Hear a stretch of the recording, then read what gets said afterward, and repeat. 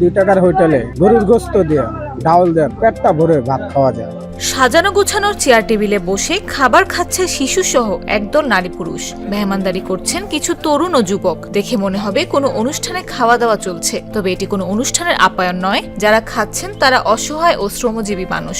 2 টাকা হোটেলে তাদের খাওয়াচ্ছেন শিক্ষার্থীরা।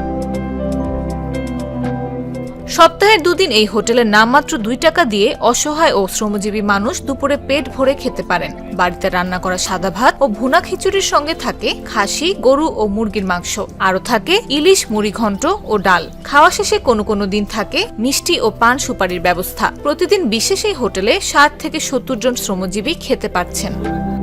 আসলে কি 2 টাকায় কোনো কিছু হয়? 2 টাকা তো একটা ভালো একটা চকলেটও হয় না। 1 কেজি গরুর মাংস দাম কমপক্ষে 700 টাকা। 700 টাকার হোটেলে গরুর মাংস 2 টাকা দিয়ে ভাত, ডাউল, মাংস এগুলো দিয়ে আমাদের যে খাওয়াইলো, আমাদের খেয়ে খুব ভালো লাগলো।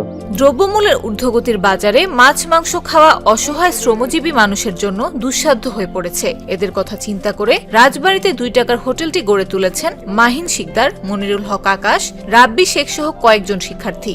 আমরা বছরে 2-1 বার খেতে পারি, আবার পারিও না, কিন্তু এই জায়গায় 2 টাকার হোটেলে গরুর গোস্ত দিয়ে ডাউল দেন পেটটা ভরে ভাত খাওয়া যায়।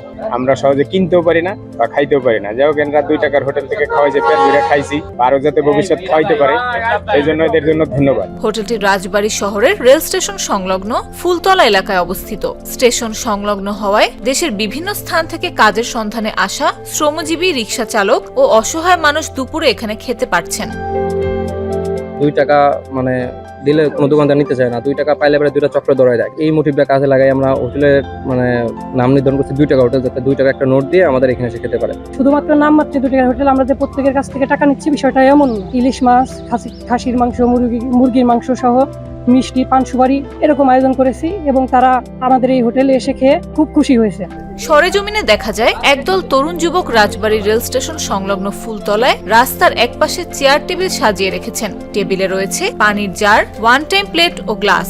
পাশে একটি ভ্যানের উপর বড় বড় গামলা ও পাতিলে রাখা হয়েছে বাড়ি থেকে রান্না করে আনা চিকন চালের ভাত, গরু মুরগির মাংস ও ডাল। রাস্তার পাশে রিকশা রেখে হাত মুখ ধুয়ে খেতে বসেছেন শ্রমজীবীরা। টেবিলগুলো মানুষে পূর্ণ হলেই পরিবেশন করা হচ্ছে খাবার। সমাজে অনেক মানুষ আছে যারা এক মুঠো ভালো মন্দ খাওয়ার তো দূরের কথা, এক বেলা ভাত না খেয়েও তাদের থাকতে হয়। তাদের কথা চিন্তা করে তাদেরকে ভালোবেসে আমাদের এই